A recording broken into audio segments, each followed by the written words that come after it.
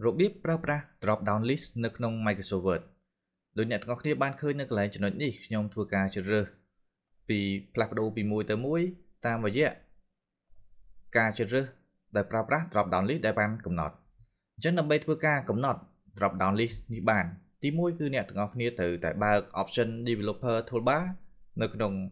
Microsoft Word របស់អ្នកទាំងអស់គ្នាបាទនេះគឺជា option developer toolbar ចឹងប្រហែលពីអ្នកទាំងអស់គ្នាបើក option developer toolbar ហើយគឺអ្នកទាំងអស់គ្នានឹងឃើញមាន option ជាច្រើនសម្រាប់ធ្វើការកំណត់ក្នុងការជ្រើសរើស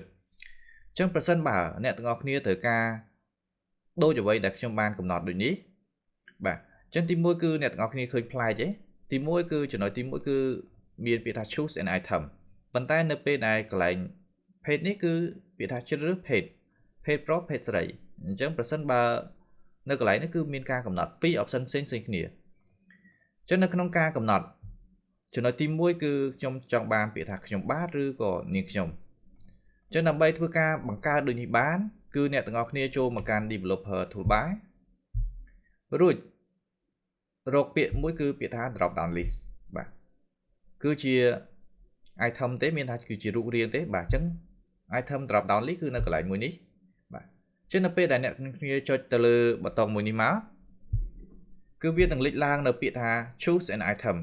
អញ្ចឹងនៅចំណុចធម្មតាទេគឺ choose an item អញ្ចឹងយើងចុចមកដំបូងនេះគឺអត់មានអីទេអញ្ចឹងនៅពេលដែលយើងចង់ធ្វើការបញ្ចូលទិន្នន័យណាមួយទៅក្នុង item ជាលក្ខណៈ drop down list របស់អ្នកទាំងអស់គ្នានោះទី1គឺអ្នកទាំងអស់គ្នាត្រូវតែចូលទៅកាន់ property របស់ drop down list ដែលអ្នកទាំងអស់គ្នាចង់ធ្វើការបញ្ចូលបន្ទាប់មកគឺចូលមកកាន់កន្លែងបាទនេះគឺជា property បាទក្រោយពីចូល property គឺផ្ទាំងមួយនេះនឹងលេចឡើងអញ្ចឹងផ្ទាំងមួយនេះលេចឡើងអ្នកទាំងអស់គ្នាក៏លេចមើលនៅផ្នែកខាងក្រោមនេះតែម្ដងគឺមាន choose an item អញ្ចឹងកន្លែងនេះអ្នកទាំងអស់គ្នាអាចចុចលើពាក្យថា add អញ្ចឹងពាក្យថា add អ្នកទាំងអស់គ្នាអាចបញ្ចូល data display name គឺជាឈ្មោះនៅពេលដែលអ្នកទាំងអស់គ្នាចង់ឲ្យធ្វើការបង្ហាញចុះឧទាហរណ៍យើងចង់បញ្ចូលពាក្យថាខ្ញុំបាទចឹងនៅពេលដែលកន្លែងនេះ value គឺជាតម្លៃដែលនឹងធ្វើការផ្លាស់ប្ដូរក្រោយពេលដែលយើងធ្វើការជ្រើសរើសអញ្ចឹងបើសិនបើយើង display name ខ្ញុំបាទយើងចង់ឲ្យបង្ហាញពាក្យអីផ្សេងគឺយើងបដូរតាមតម្រូវការអញ្ចឹងកន្លែងនេះគឺខ្ញុំចុច OK អញ្ចឹងនៅពេលដែល OK គឺវាធ្លាក់ចុះមកខាងក្រោមនេះមួយហើយខ្ញុំអាច add បន្តមួយទៀតខ្ញុំដាក់ថានាងខ្ញុំរួចចុច OK បាទនៅពេលដែលខ្ញុំបញ្ចូលតែប៉ុណ្ណេះគឺខ្ញុំបានទិន្នន័យឯងចំណែកឯកន្លែង choose value នៅខាងលើគឺអត់មានទេប៉ុន្តែបើករណីអ្នកទាំងអស់គ្នាធ្វើការចុចទៅយើងខុសឧទាហរណ៍ខ្ញុំបាទទៅជាអក្សរតវិញយើងចង់ធ្វើការផ្លាស់ប្ដូរ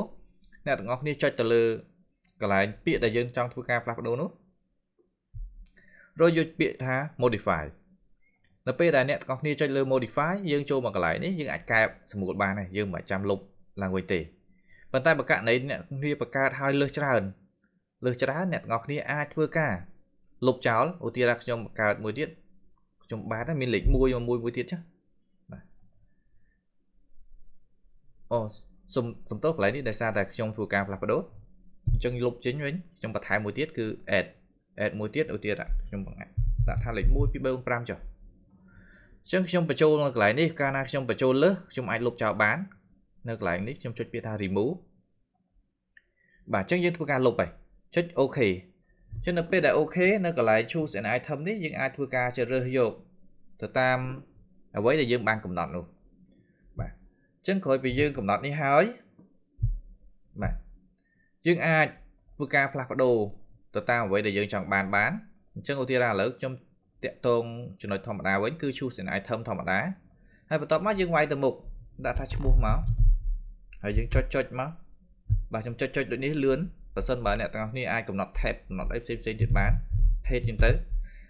មកដល់កន្លែងនេះយើងនៅពេលដែលយើងវាយអត្ថបទឬក៏វាយលិខិតស្នាមណាមួយយើងគ្រាន់តែរើសយកមកយើងធ្វើការផ្លាស់ប្ដូរអញ្ចឹងយើងមើលអត្ថបទរបស់យើងកែតម្រង់ឲ្យបានហើយមុននៅពេលដែលយើងផ្លាស់ប្ដូរទៅវាលោតតែអូតូហ្មងអញ្ចឹងមកដល់កន្លែងតាក់ទងជាមួយនឹងការជ្រើសរើស page ប្រុសស្រីនេះការធ្វើវាក៏ស្រដៀងគ្នាដែរគឺអ្នកទាំងអស់គ្នាចូលមកកាន់កន្លែង developer toolbar នេះដដែលហើយយកទៅលើ drop down list បាទនៅ នៅពេលដែលអ្នកទាំងអស់គ្នាចុចលើ drop down list គឺវានឹងចេញដូចគ្នាដែរ choose an item អញ្ចឹងយើងបញ្ចូលទិន្នន័យ page pro ស្រីដូចគ្នាដែរចូលមកកាន់កន្លែង property មកហើយបញ្ចូល item ដែលយើងចង់ធ្វើការបញ្ចូលឧទាហរណ៍ខ្ញុំដាក់ថា pro ស្រីដូចគ្នារួចចុច OK អញ្ចឹងនៅពេលដែលខ្ញុំបានទិន្នន័យពីរនេះខ្ញុំចុច OK ធម្មតាទៀតមកបាទអញ្ចឹងទិន្នន័យដែលយើងបាននោះគឺឃើញមាននៅចំណុចនេះ pro ឬក៏ស្រីបាទអញ្ចឹងនៅពេលដែលយើងធ្វើការផ្លាស់ប្ដូរចំណុចណាមួយយើងចង់ឲ្យឃើញថាកន្លែងនេះថាជ្រើសរើស page pro ឬក៏ page ស្រីបើយើងដាក់ choose an item ពេលខ្លះយើងអត់ដឹងថាចំណុច option drop down list មួយនេះយើងចង់ឲ្យធ្វើអីទេដូចនៅកន្លែងនេះអញ្ចឹងយើង choose an item អញ្ចឹងយើងអត់ដឹងថាចំណុចដែលយើងជ្រើសរើសនេះជាចំណុចអីទេអញ្ចឹងអ្វីដែលយើងចង់ធ្វើការកំណត់ឲ្យបង្ហាញពាក្យថាជ្រើសរើស page ឬក៏ជ្រើសរើសចំណុចណាមួយជាភាសាខ្មែរនោះអ្នកទាំងអស់គ្នាចូលមកកាន់ទីតាំងដដែលនេះមានថាអត់ទាន់ធ្វើអីលើវាទេគឺយើងចូលមកកាន់កន្លែង developer toolbar រួចយកពាក្យថា design mode ចឹងនៅពេលដែលអ្នកទាំងអស់គ្នាចុចលើពាក្យថា design mode បាទយើងកន្លែងមើលកន្លែងនេះ choose an item ហើយជ្រើសរើស page choose an item នេះគឺវានឹងមានចំណុចមួយនៅបន្ថែមនេះគឺចំណុចរនាំងនេះចឹងអ្នកទាំងអស់គ្នាអាចបដូរនៅខាងមុខនេះបានលុបហើយយើងបញ្ចូលថ្មីឧទាហរណ៍ថាកន្លែងនេះខ្ញុំបដូរទៅជាសូមជ្រើសរើសពាក្យថាសូមជ្រើសរើសចុះខ្ញុំលុបចោលខ្ញុំវាយពាក្យថាសូមជ្រើសរើសតែម្ដងបាទហើយកន្លែងនេះខ្ញុំអាចដាក់ថាជ្រើសរើស page pro ឬក៏ page ស្រី